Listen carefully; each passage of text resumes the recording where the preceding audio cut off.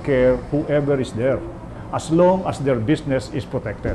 In fact, many businessmen go into politics just to protect their franchises, So, etc. you have one group that's trying to disrupt it, and you have another group that's saying don't, which is the business side. Yes. So the business side made it prevail, regardless. Right. Okay, so why don't we talk to the front runner and say, mag-ano na tayo, mag-agree na tayo. Ayusin na natin ito para, number one, wala tayong election, wala tayong failure of election. Kasi mas grabe yun kesa dito. Correct. Okay. Now, if you look at the one who will really benefit from it, you know, the other person who is not a player in the election, but definitely will be a big beneficiary when there will be a change of the administration. Don't you think she or he will not side with it? Because, number one, success. Yeah, number one, her candidate is not making good in the surveys. Hindi talaga umakyat. Wala talagang hindi niya kaya yan. Masyadong malaki yung ano. And it's there in the emails. Number two, yung mga businesses will say, kung yung magbigay ka na lang ng concession, yun na lang hingin natin. At pag binigay sa'yo, they will take care of you. Okay. What are these normal concessions? Well, we know already that after this period of the transition, okay, ang daming, day one pa lang, ang dami ng suits na mapafile dyan. Okay? So, one, well, I wanted to be protected from criminal suits. Okay. Number two, huwag mo namang alisin yung kayamanan ko ng aking pamilya. No confiscation. No confiscation of my family. Okay?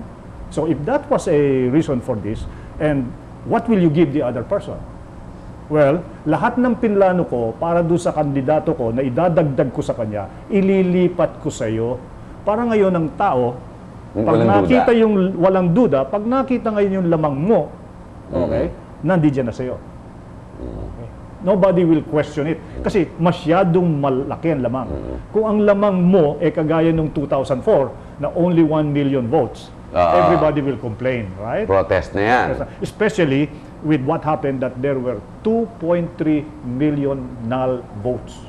You can imagine kung 1 million lang ang lamang mo. Tapos 2.5 million ang null, patay na. Patay ka na.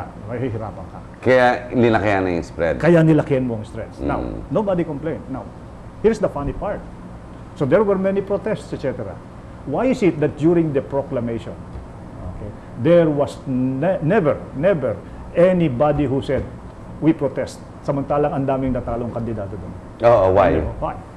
Why do you think there will be that? The only way to do that is they were all instructed to make sure to keep quiet.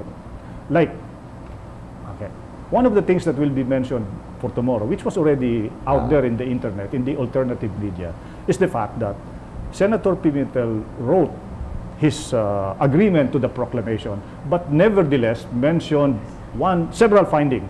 A critical one is the on and off nature of the 7 sensors of the PCOS machine.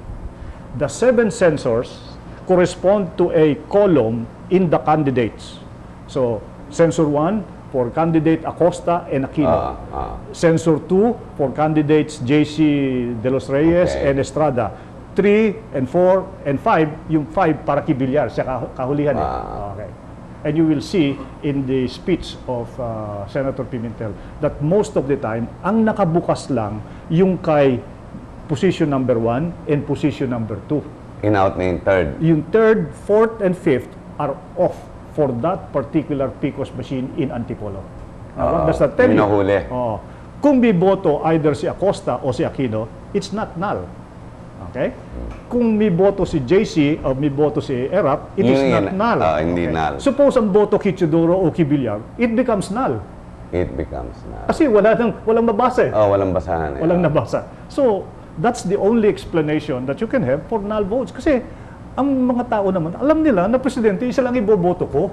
Vice presidente, isa iboboto ko. Hindi gaya ng mga senador yan eh. Senador, mari kung kulang, maring tama, o sobra. Correct. The only time na sobra, is kung sobra.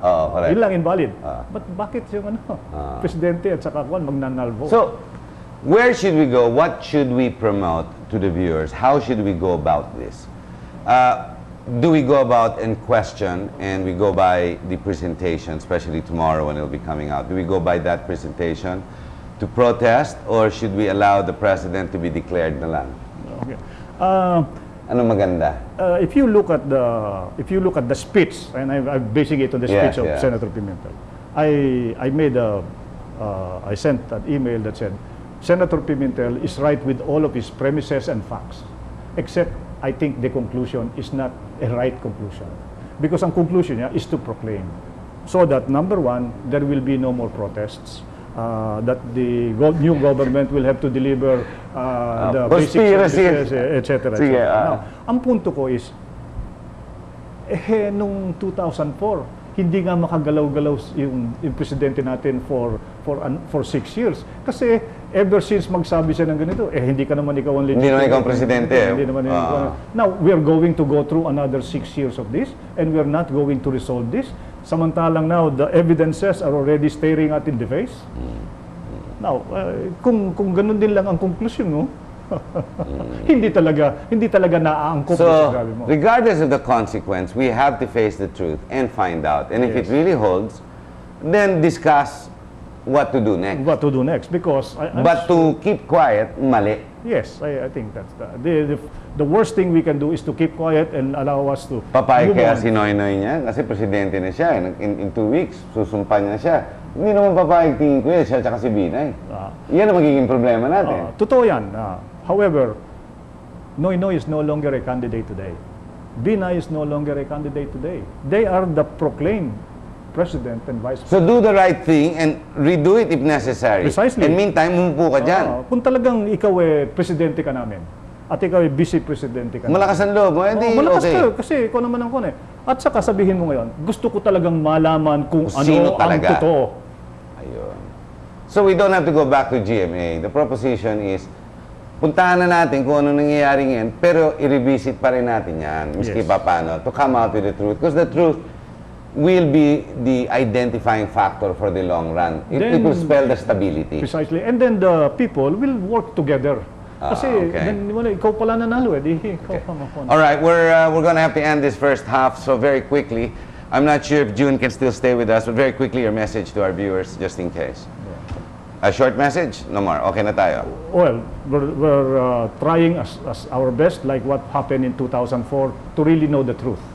Okay? And to do that will be a good way for the Filipinos to really come up with the real change. We're all looking for change, and we hope that the new president and the new administration will do that. Unfortunately, kailangan yan no baggage. Walang humihila sa kanila to do that. Otherwise, sasabihin sa kanila, yan pala pag naging presidente ka pala hindi mo na iintindihin kung ano talaga ang tama. Ladies and gentlemen, the reason why this part 2 came on, at least now it is clear to me, and hopefully to you, that there is a proposition to find out the truth. Alam mo yung scene can you handle the truth? In this case, we have to handle that truth. In the position being put forward is we already have Noynoy there and Binay there anyway. So we stay with them, but let's go through that third-party independent exercise. And if necessary, go through that process of election again, but this time to correct it. That's right. But either way, let's find out the truth. So we stabilize what we call our democracy. Stay with us, we'll be right back.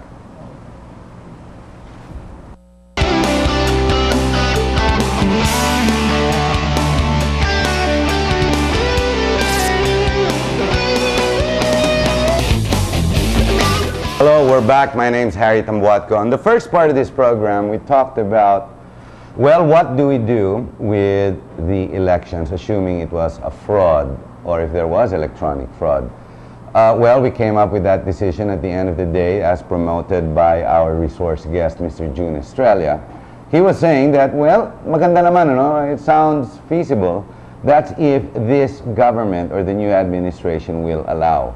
Is it important that you and I know the truth? Is it important that every politician get to know the truth?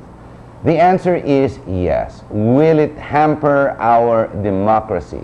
I think it will only strengthen our democracy and resolve. So at least this way, all itong mga kuro-kuro mga salita-salita mawala para malaman talaga natin sino talaga nanalo. And meantime, while we're doing that, those that will be proclaimed President Noynoy and Vice Mayor Binay can sit there because after all, both of them seem to have what do you call, the firm resolved anyway of what we call integrity.